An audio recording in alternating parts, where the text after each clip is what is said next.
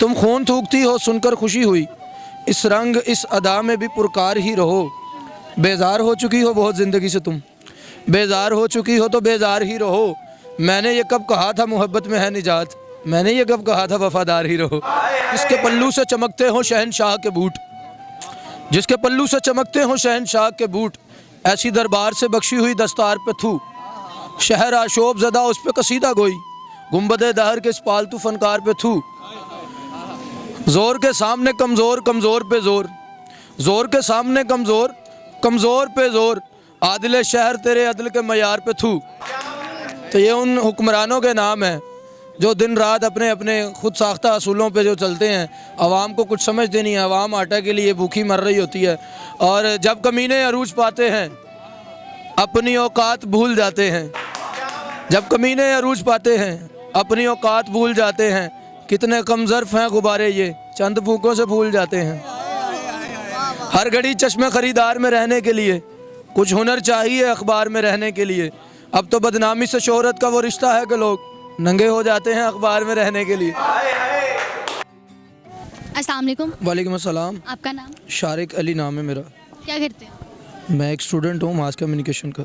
अच्छा, इसके अलावा इसके अलावा घूमना फिरना, खाना पीना। जॉब वगैरह? नहीं, जॉब नहीं है, मेरा अपना बिजनेस है प्रिंटिंग का अल्हम्दुलिल्लाह। Mug printing, T shirt, cap, souvenir items जो होती हैं उनकी प्रिंटिंग का काम करते हैं। अच्छा, वेरी गुड। स्टडी कितनी की है? मैंने मास कम्युनिकेशन में ग्रेजुएट हूँ, इसके अलावा मास्टर्स कर रहा हूँ अब।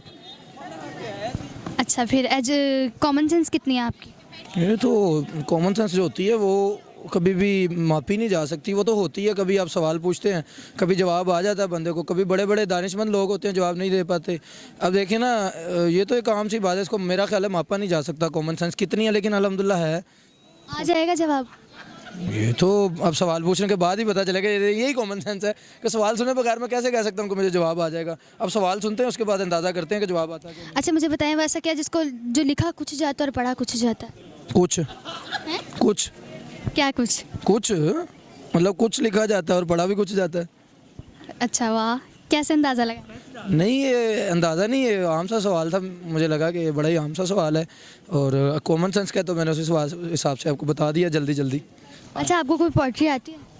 पोइट्री आती है, गाने गाना आते हैं, नाच सुना दे। गाना आता है, सब कुछ आता है। क्या सुनाएं आपको? किस तरह की पोइट्री आप सुनना चाहती? सैड। सैड? सैड सुनाए। मैंने ये कब कहा था मोहब्बत में है निजात, मैंने ये कब कहा था वफादार ही रहो। तुम खून थूकती हो सुनकर खुशी हुई, इस रंग इस अदा में भी पुरकार ही रहो। बेजार हो चुकी हो बहुत ज़िंदगी से तुम, बेजार हो चुकी हो तो बेजार ही रहो। मैंने ये कब कहा था मोहब्बत में है निजात, मैंने ये कब कहा था वफादार ही रहो। अच्छा, ये उन लोगों के नाम जो कहते हैं बाद में कि हमारे साथ बेवफाई हो गई और ये हो गया और वो हो गया। आपको कोई कहता तो नहीं है ना वफादार, आप वफादारी करें, तुम भी बेवफा हो जाओ।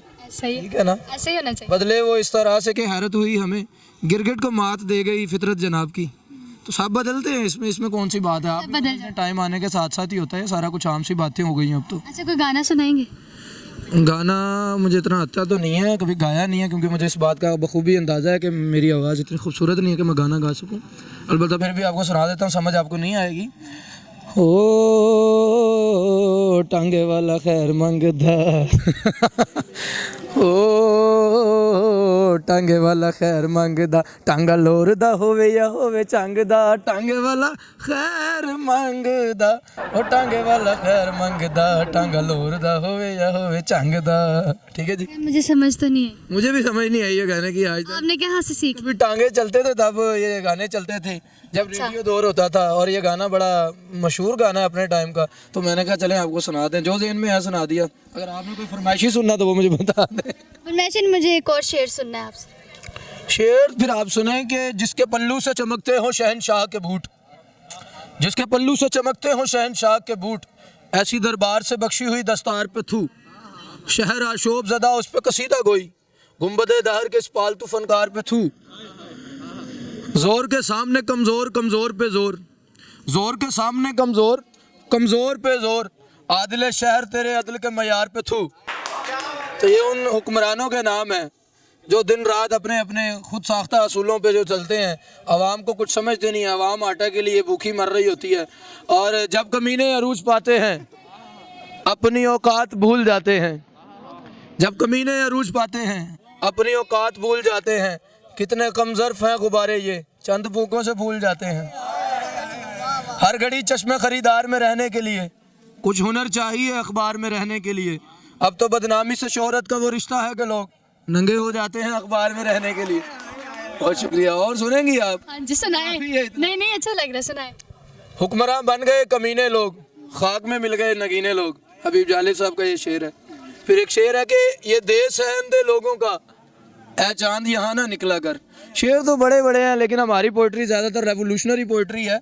ये जो माशूक़े की पोइट्री होती है, इश्क और आशिकों वाली, वो हमें आती नहीं है ना हमने पढ़ी है। तो उसका एक ही शेर हमने पढ़ा था रोमांटिक, आज तक वही याद है कि नाज की उसके लब की क्या कहिए, पंखड़ी एक गुलाब की सी है, मीर उन नीम बाज आंखों में, सारी मस्ती शराब की सी है। बस इतना ही, इससे अलावा रोमांटिक आता ही नहीं है। जॉन एलिया साहब को पढ़ा है, हबीब जालिब साहब को, फैज़ अहमद फैज़ साहब को पढ़ा है।